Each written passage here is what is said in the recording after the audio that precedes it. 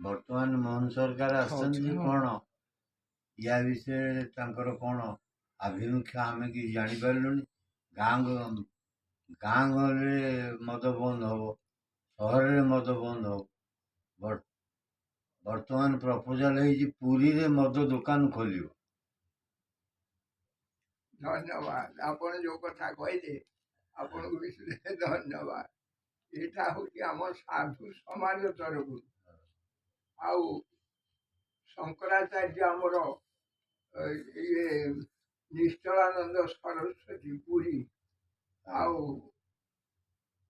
ଏ ଯୋଉ ଆମର ଚାରି ଧାମର ଶଙ୍କରାଚାର୍ଯ୍ୟ ଆମ ସାଧୁ ସମାଜର ଲିଡର ସେମାନେ। ଆଉ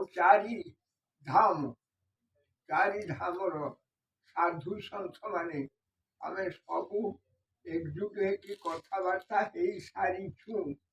ଆଉ ସେମାନେ ମୋ ସହିତ ଯୋଗାଯୋଗ ରଖିଛନ୍ତି। ଆଉ ମୁଁ ବି ସୁଦ୍ଧା ଠିକ କରି ସାରିଛି। ଆଉ ଏଠି ଇଏ ସରକାର ମଦ ବନ୍ଦ କରିବା ଲାଗି କୁହାଗଲା, ସେମାନେ ଆଜି ପର୍ଯ୍ୟନ୍ତ ମଦ ବନ୍ଦ କଲେନି। ଏ ମୋହନ ମାଝୀ ଏ ସରକାର ଇଆରେ କଡା ଉପରେ ଷ୍ଟେପଟେ ନେବୁ ବୋଲି କହୁଥିଲୁ। ଇଏ ମାଟେ ଜବତ କରିଗଲା ଓଡ଼ିଶାରୁ ମଦ ବନ୍ଦ କରିବା ଲାଗି।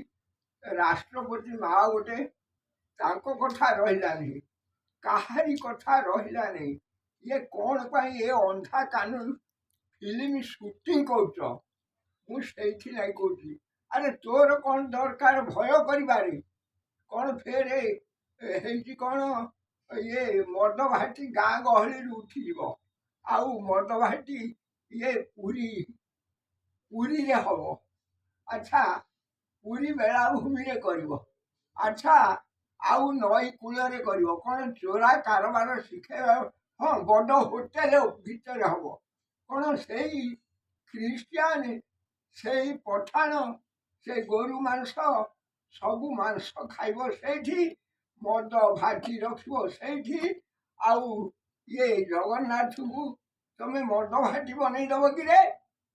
ଆଜି ଆମ ସମାଜ ବର୍ତ୍ତମାନ 2,70,00,000 ଲୋକ ଏଇ ମଦ ନିଶାରେ ପାଗଳ ହେଇସାରିଛନ୍ତି। ଆଙ୍କୁ ତୁମେ ଯଥା ଶୀଘ୍ର ପରିବର୍ତ୍ତନ କର। ଏଇ ଯୋଉ ବିଜେଡି ସରକାର ଥିଲା, ସେ ସବୁ ଅଫିସ ଚଲେଇଥିଲେ ଏଇ ମଦ ଭାଟି ଉପରେ। ଆରେ ଇଏ କଲିକତାରେ ସେ ଡାକ୍ତରଟାକୁ ରେପ କଲେ। ଆରେ ତାହେଲେ ନାଇଁ ସବୁ ଆଖଡ଼ା କରି ପକେଇଲ। ସେଥିରେ ସେ ମମତା ବାନାର୍ଜୀ, ସିଏ ବି ସୁଦ୍ଧା ସେଠି ହୋ ହଉଛି। ଆରେ କ'ଣ ନା ତାକୁ ଫାଶୀ ଦେଇଦବ। ଆରେ ଫାଶୀ ଦେଇଦବ, କାହାକୁ ଫାଶୀ ଦବ? ଆ ଚୋରଙ୍କର ଡକାୟତଙ୍କ ଭଳିଆ ହଉଛ। ଆରେ ଯେତକ ମଦୁଆ ଅଛନ୍ତି, ଯେତକ ମଦର ଲିଡର ଅଛି, ସେ ମଦକୁ ଫାଶୀ ଦିଅ। ଆଉ ଏ ମଦୁଆଙ୍କୁ ଗୋଡେଇକି ବାଡୁଅ, ତେବେ ଯାଇକି ଏ ରେପ୍ କେସ୍ ବନ୍ଦ ହବ। ଆଉ ସେ ଲୋକଟା ସେ ଗୋଟେ ଜାଗାରେ ଖାଲି ଯାଇକି ସେ ଗୋଟେ ରେପ୍ କଲା, ଆଉ 10 ଜଣ ଯାଇକି ରେପ୍ କଲେ। କରିବେ ନାହିଁ କାହିଁକି? ଏବା ନିଶା ଖାଇକି ଏକାଥରେ ମଦ ଖାଇକି ସବୁ ପାଗଳ ହେଇଯାଇଛନ୍ତି। ଆକୁ କେମିତି ବନ୍ଦ କରିବାକୁ ରାଷ୍ଟ୍ରପତି କି ଅର୍ଡର କରିଛନ୍ତି? ରାଷ୍ଟ୍ରପତି କହିବ ଆଙ୍କୁ ଫାଶୀ ଦେଇଦବ। ଆରେ ତମେ କେମିତି ଫାଶୀ ଦବ ତାକୁ? ଆରେ ସିଏ ତ ମଦୁଆ, ଆଉ ଗୋଟେ ମଦୁଆ ଫେରେ ଏକାଠି କରିକି ତାକୁ ନରହତ୍ୟା କରିବ।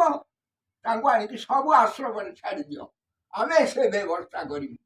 ଚୋରଟା ମାନିଗଲା।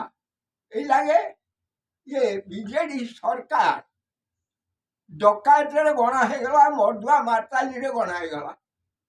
ଆରେ ଆକୁ ତୁମେ ଆରେଷ୍ଟ ନ କରିକି ଇଏ ମୂଳ ଲିଡରକୁ ଆକୁ ଫାଶୀ ଦେଇଦେଲେ, ଗୋଟାକୁ ଫାଶୀ ଦେଇଦେଲେ, କେଜରିୱାଲଟାକୁ ନେଇକି ଜେଲରେ ରଖିଛ। ଇଏ ଚୋରଟାକୁ କାହିଁକି ରଖିଛ? କାହିଁକି ସପୋର୍ଟ କରୁଛ?